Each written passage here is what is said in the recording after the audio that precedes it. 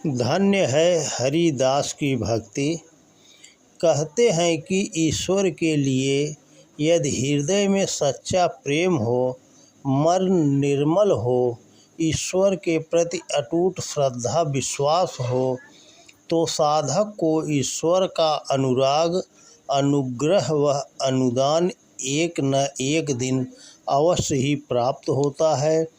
फिर व्यक्ति किसी भी जाति, धर्म या कुल का क्यों न हो, सर्वव्यापी सर्वज्ञ करुणा सागर परमेश्वर तो बस भक्त का, साधक का प्रेम देखते हैं, उसके मन को निर्मलता को देखते हैं, उसकी अटूट निष्ठा व श्रद्धा को देखते हैं और इन कसौटियों पर खरा उतरते ही भक्त को भगवान का अनुदान वरदान मिलने लगता है।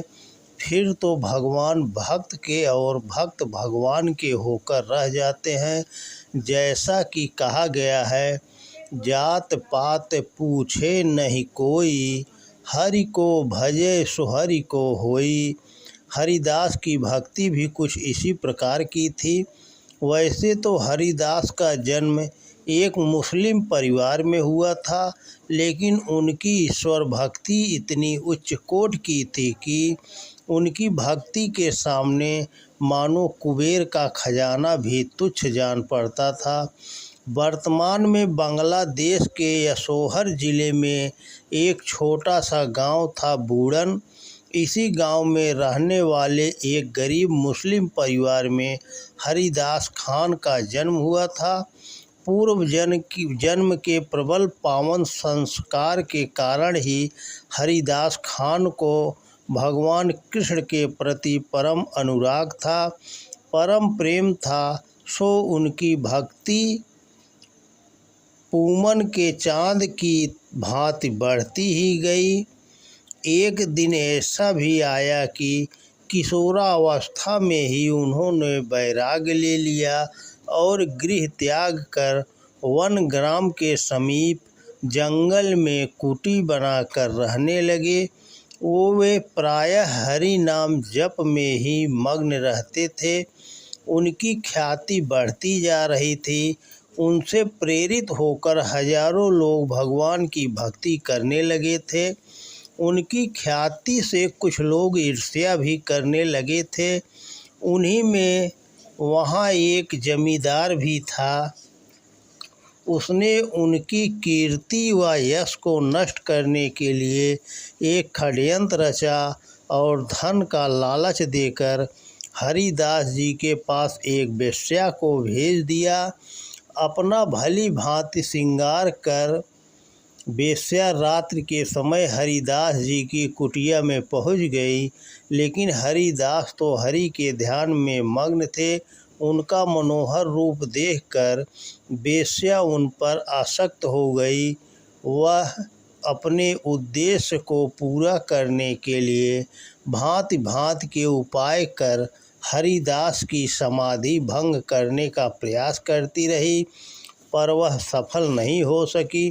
प्रातः होने पर जब हरिदास समाधि से बाहर आए तो देखा वह स्त्री वहीं बैठी है। हरिदास बोले, देवी, मैं क्षमा चाहता हूँ। समाधिस्थ होने के कारण मैं आपके यहाँ आने का प्रयोजन पूछ नहीं सका, आपका कुशल क्षेम पूछ नहीं सका, आपका सत्कार नहीं कर सका। इस पर वह स्त्री बिना कुछ कहे वहाँ से चली गई। वह लगातार 3 रात्रियों तक ऐसा ही प्रयास करती रही, पर सफल न हो सकी। वह हरिदास को तप से विचलित नहीं कर सकी, परंतु उनके पास आते जाते उसके कानों में भी हरि नाम की आवाज़ के गुंजन से उसके अंतस में आध्यात्मिक आनंद की स्फुरणा होने लगी। वह चौथी रात्रि भी आई। हरिदास जी उस समय भी भगवत भजन में मग्न थे। वे भगवत प्रेम में इतने डूबे हुए थे कि उनके नेत्रों से अश्रुधारा बहे जा रही थी। वेश्या सोचने लगी कि जो मुझ जैसी परम सुंदरी की उपस्थिति का आभास तक नहीं करता और अपनी ही धुन में लीन रहता है, उसे निश्चित ही किसी अलौकिक आनंद की प्राप्ति हो रही है। अवश्य ही इसे कोई ऐसा आनंद प्राप्त हो रहा है जिसके समक्ष संसार के सभी रूप रस भी इसे फीके लगते हैं। अंततः वह वेश्या उनके चरणों में गिर पड़ी और अपने अपराध के लिए अश्रुपूरित नेत्रों से क्षमा याचना करने लगी और बोली, हे महात्मन, मुझ पापिन का उद्धार करो, मेरा अपराध क्षमा करो, मुझे अपनी शरण में ले लें। उसके सच्चे प्रायश्चित भरे शब्दों को सुनकर हरिदास जी समाधि से बाहर आए और बोले, देवी, एकमात्र मानव जीवन ही मुक्ति का मार्ग है। जो मानव तन पाकर भी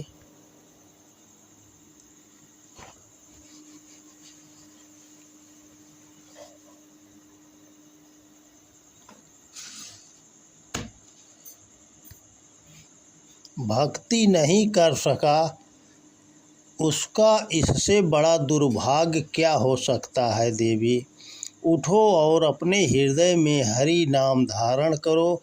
हरि नाम धारण करने से तुम्हारा हृदय अलौकिक हो उठेगा और अवश्य रूप से तुम्हारा उद्धार होगा। उस स्त्री ने सच्चे मन से संत हरिदास की वाणी को अपने हृदय में धारण कर ईश्वर भक्ति करने का संकल्प किया। हरिदास ने उसे दीक्षित करके तपस्विनी बना दिया।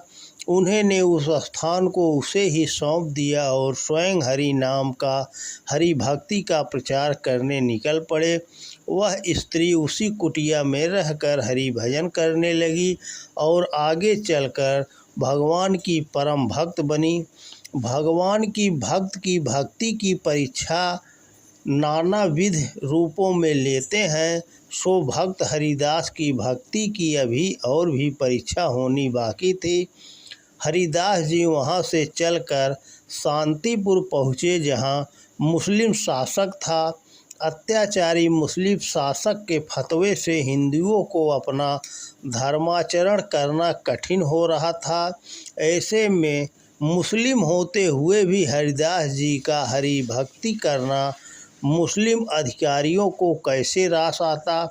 सो मुस्लिम अधिकारियों ने हरिदास की शिकायत बादशाह से करते हुए कहा, बादशाह सलामत, जब नगर में आपके हुक्म से इस्लाम को प्रचारित करने के लिए हिंदुओं को मुसलमान बनाने की मुहिम चलाई जा रही है, ऐसे में हमारा ही एक मुस्लिम फ़कीर हिंदू धर्म के गीत गाता फिर रहा है।